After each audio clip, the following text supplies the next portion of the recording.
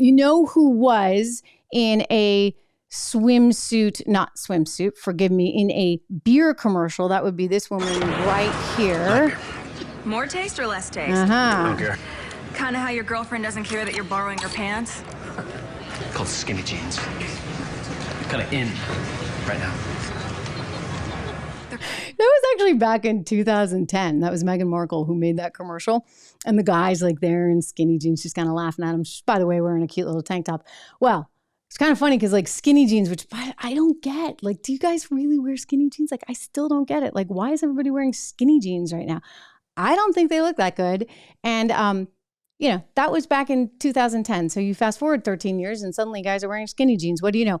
The Duke and Duchess of Hazzard. I love this cover from the New York Post. Leave it to the New York Post. They always have good ways of spinning these things. So if you've been following this, there was this big uproar that happened because Meghan Markle and her husband Prince Harry were getting some big award from Gloria Steinem in New York City and apparently were chased all over the city for some 2 hours in a high-speed chase that left them so scared and so nervous because, of course, how his mother passed away, and that was very unfortunate. But it was a little bit strange because the PR person for Meghan and Harry came out and said, it was just really stressful. It was a big deal, right? Made this statement, and the city had to say, oh my gosh, like, we're so sorry. And it turns out, like, it may not be all that. It may actually just be a Smollett moment for Prince Harry and Meghan Markle, or just a, look at me, look at me, look at me, look at me kind of moment.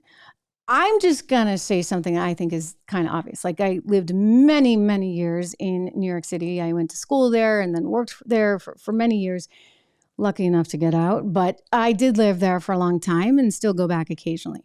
So if you want to go from, say, the Upper West Side to Battery Park, which is at the very, very end of the island before you actually go into Brooklyn, you can see the Statue of Liberty from down there.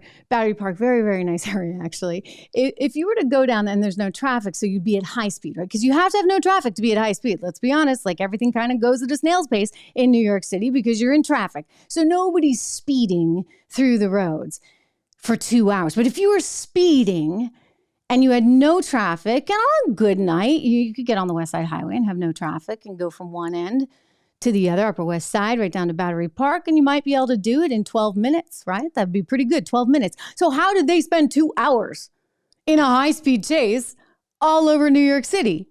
Dare I point out the obvious? And more has come out. Apparently, their security detail left them. Somehow they got in a cab because they didn't want anybody to know where they were staying, which was on the Upper East Side. And now the cab driver's saying, they seemed okay. He knew who they were, and they didn't seem quite as frazzled as their PR person made them out to be. But, hey, I guess they want to milk the moment, if you would.